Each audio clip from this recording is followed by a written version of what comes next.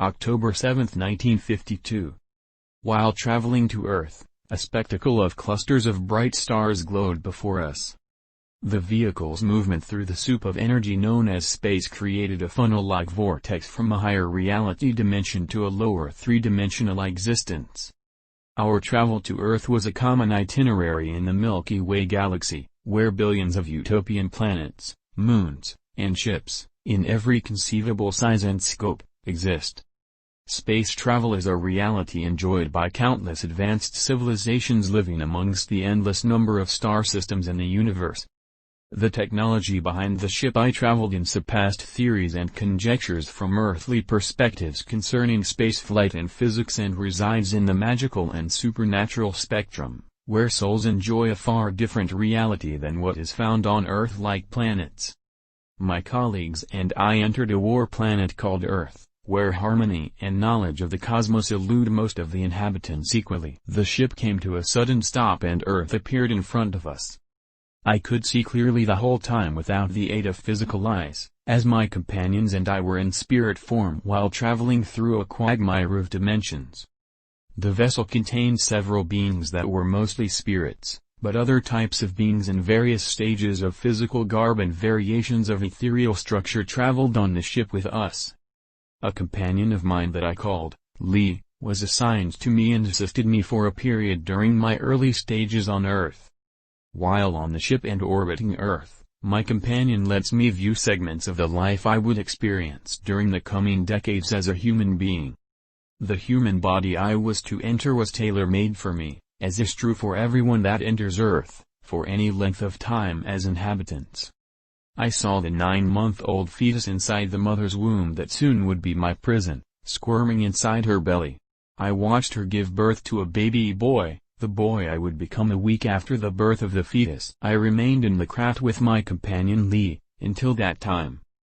During the abduction of the mother, several weeks earlier, Lee had inserted a temporary life proxy into the mind and body of the fetus, before it was born. From the craft, Lee and I observed my future new family and the activities they were engaged in.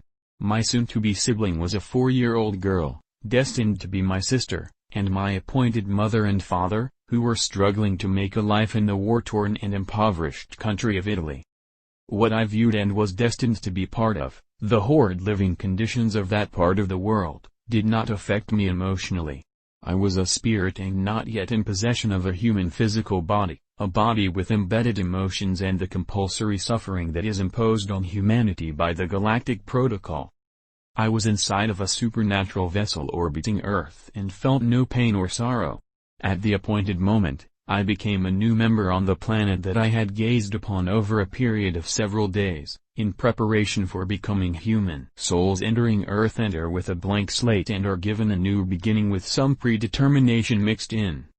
Souls slowly dispense of their memories of past existence during the time of their childhood years and lose most of their recollected past permanently before the age of puberty. But there are exceptions to every rule and some souls keep their memories longer or indefinitely depending on why they are placed on this planet called Earth. My memories from my previous existence remained intact for a set time and lingered into my adulthood. Lee blocked or opened memories of the course of my life, to shield my identity from me, and from other interested parties that I would encounter during my stay on Earth. I received genetic makeup and other characteristics from my surrogate parents, who also imposed a humble and humiliating upbringing on me during my childhood years, as was prescribed for me as part of my reason for being here by those who placed me here. I found myself contained by the human baby body, wrapped in blankets, and in a bassinet at the foot of my parents' bed. I did not recall going into the body, but I was aware of my companion Lee, who was in an orb-type vehicle and continued communicating with me while I adjusted to my human environment inside a human body. I was no longer a heavenly being. I was confined, trapped, and unable to move freely, imprisoned by human flesh and blood.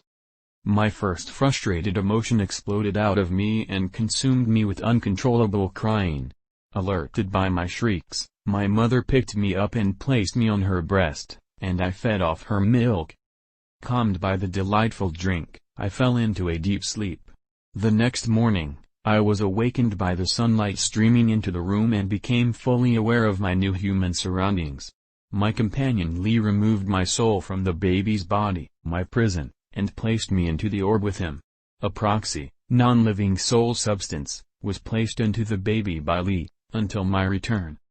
The orb/pod was an extension of the ship that I arrived in, and it operated independently of the ship. The ship remained parked and hidden in the darkness of space somewhere near the planet Earth.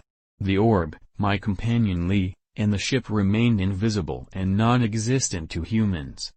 While on Earth, humans are confined and trapped inside three-dimensional illusions for the duration of their lives. Contact with Lee continued throughout my childhood and became subtle and infrequent during my adult stages of life. Other entities came into my life for brief interludes during certain life situations, and their contact remains hidden, mysterious, and